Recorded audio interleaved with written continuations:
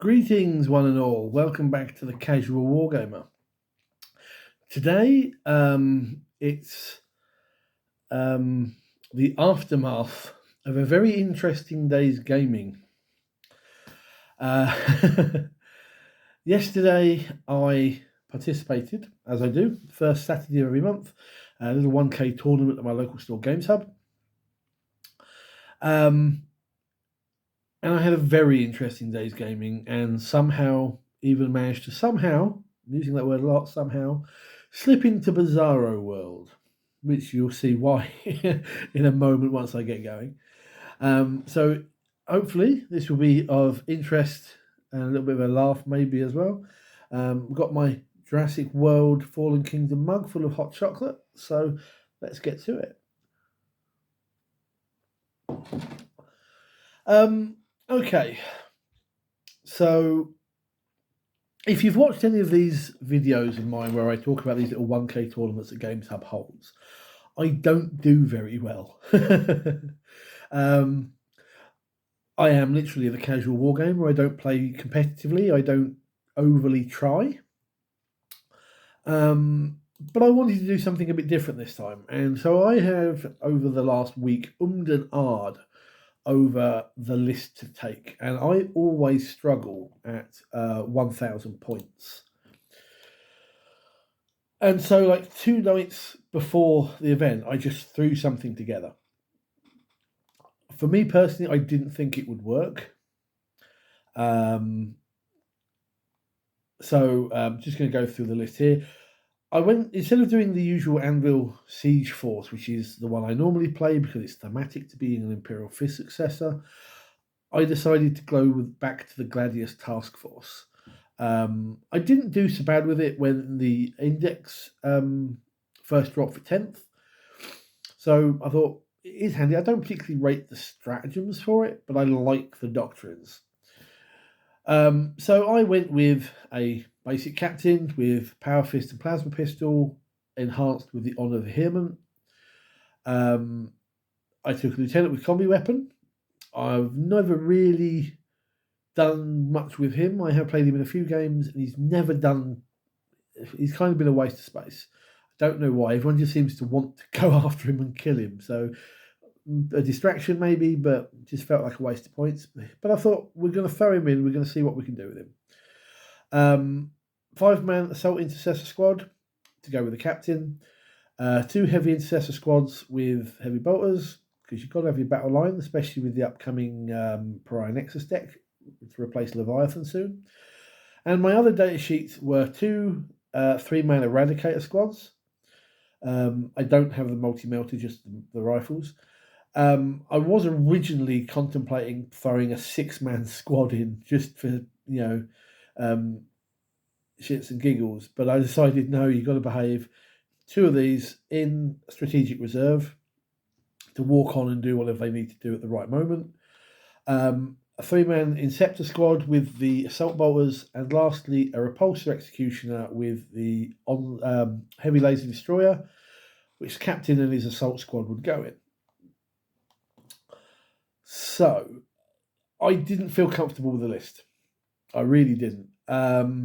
I kind of felt that it didn't have enough bodies to be able to do anything for secondaries. I kind of thought, I'm going to struggle with this list, but I can't think of anything better. I'm just going to play it and have some fun. And that's probably what tweaked everything. So my first opponent for the day was Thomas. I have played Thomas a couple of times. He's a newish player, I think. Still sort of learning the game a bit.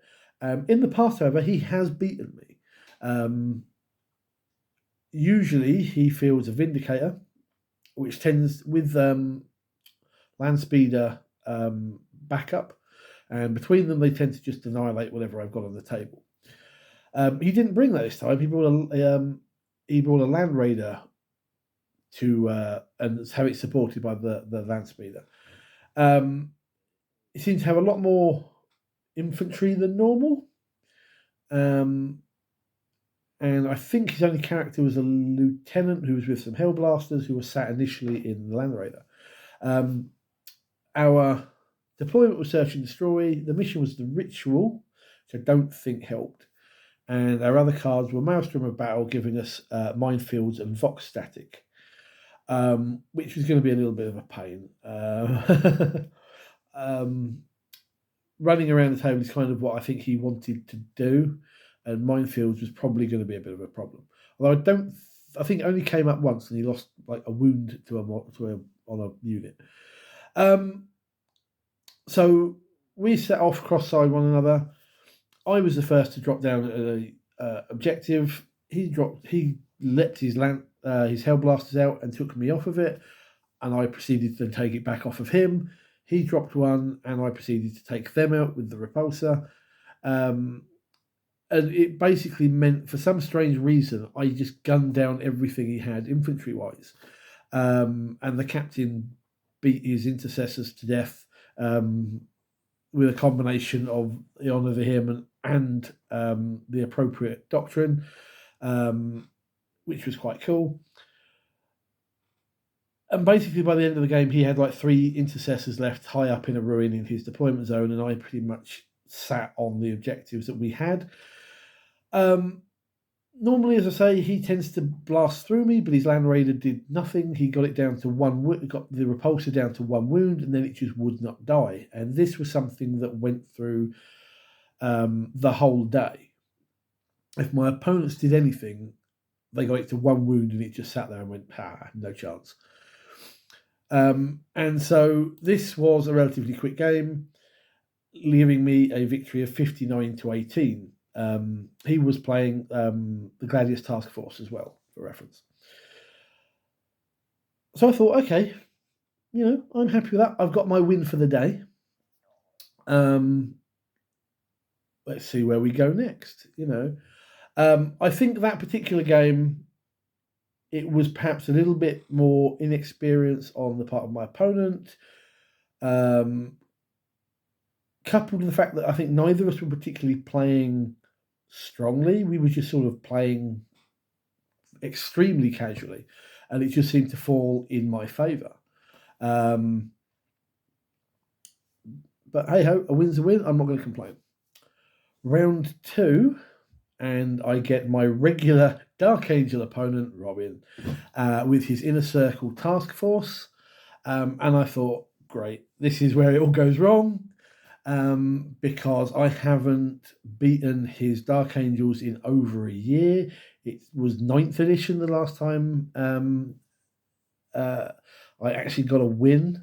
So I thought, okay, now I'm in trouble. His list was a bit unusual. Recently, he's been playing fixed secondaries. I think it was, I want to say behind enemy lines, but definitely deploy teleport homer. And he'd taken 3 Terminator chaplains to deep strike them into my deployment zone, one turn after the other. He'd got a handful of units, basic squads, plus a ballistas, and another, just like Thomas, with the land speeder to back it up and give it the bonuses. In our game, we got the Dawn of War deployments. We were across table, which was nice. Supply drop was our primary mission, and the special rule was chosen battlefield. So we deployed our own objective markers. And this is where I don't know, the universe blinked or something. So we're quite lazy, I think, at GamesHub generally. We turn up to the table, we put our models down, and whatever happens, the usual course is whoever wins the defender's role will go, I'm on this side, I'm lazy, I'll stay put. Well, in Robin's case, he got the role to put the objectives down first. He was going to put 3 down. He put 1 in his deployment zone in the corner. I put 1 in the opposite corner from where I was standing. He then proceeds to put 2 of them down in no man's land, right close to his deployment line and that objective. And I thought, okay, well, I'll do sort of similar over here. And then I won the deployment roll off, and I went, I'm sorry, mate, but I'm having the side where you've just given me 3 objectives to sit on straight off the bat. I don't know whether it was a case of he thought he might get to choose the deployment, that we'd go with the lazy approach, or he didn't think about it, he just thought, keep these ones here. But it meant that I was scoring points turn after turn after turn. He did bring down his Terminator chaplains, but I proceeded to just keep killing them off. He got points for doing this, but they just didn't last long. And then between my repulsor and the 2 units of eradicators walking in on turns 2 and 3, I burnt down his 2 vehicles, and he had pretty much nothing left. Once again, he got the repulsor, I think, down to 1 wound, and then it would not die. 1 or 2, but again, he just couldn't shift it.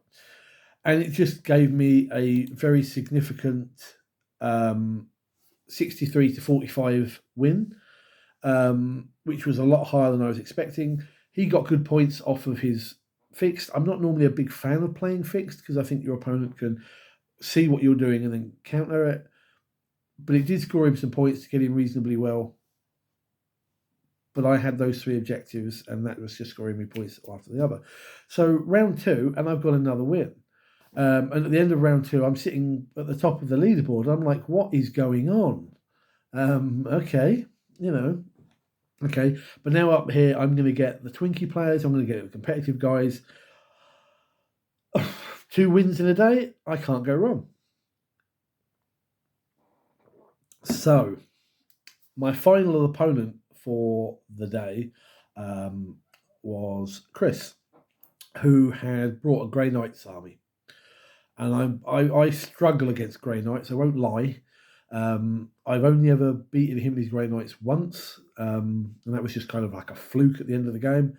Normally, I play against Grey Knights, and I just get absolutely mullered. This particular game, however, just find my notes, we got Hammer and Anvil, so we were lengthwise down the table. Scorched Earth, so you can burn objectives, and Scrambler Fields, so you can't infiltrate or deep strike onto an objective. Well, he's playing Gummy Bear, bouncing here and there and everywhere. Grey Knights, and it was like, okay, this could be slightly helpful for me. Now, I will point out here, we got a very open table, especially for the direction that we were playing lengthwise down the table.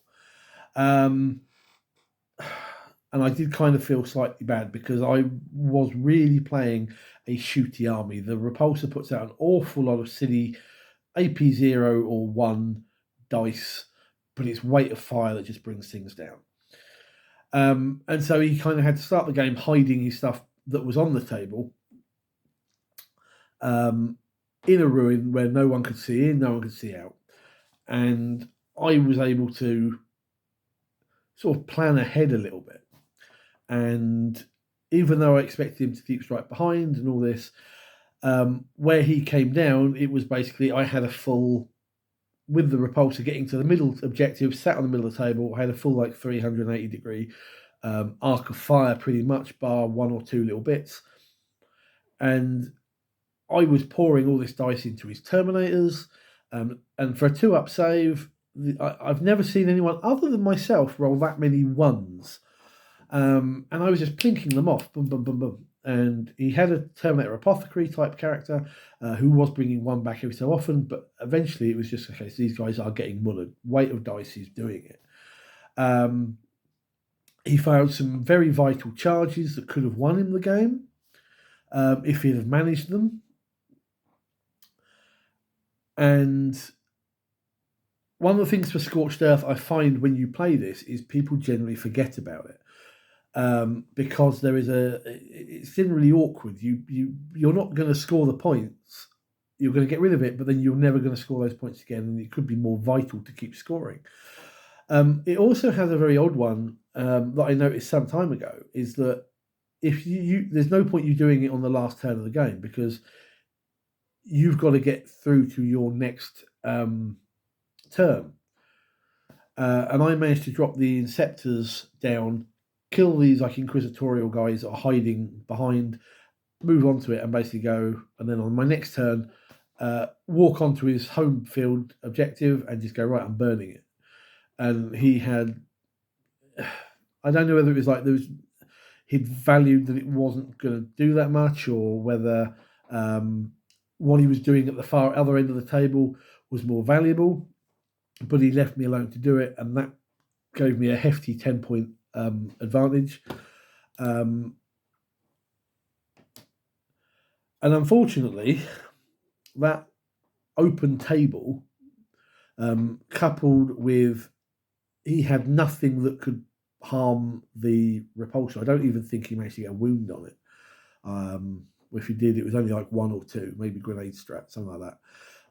And that game ended 58 to me, 43 to him. A nice close-ish game. But that's 3 wins and a shed load of points. And somehow, as I say, Bizarro World, I came first in the event. And I'm like, okay. I'm not the sort of person that blows my own trumpet or anything like that. I was surprised more than anything.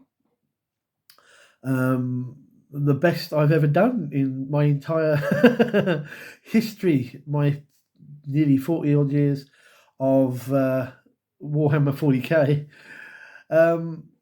But I ain't going to say no. It's never going to happen again. The universe gave, the Emperor himself gave me that one shot. But absolutely great day. A great day's gaming. Some really good guys. Oh, I love playing against. I'm sure they will all be back next month to get their revenge. And it just doesn't happen to me, you know. It's a bit of a shock, and I had to have more of my hot chocolate to so I get over it. But yeah, really good day's gaming. A lot of fun. I know I'm repeating myself. Quite amazed. I'm very tempted to keep the same list and run it next month for the July tournament and see if the same sort of thing happens. So, you know. Anyway, so that's what's what.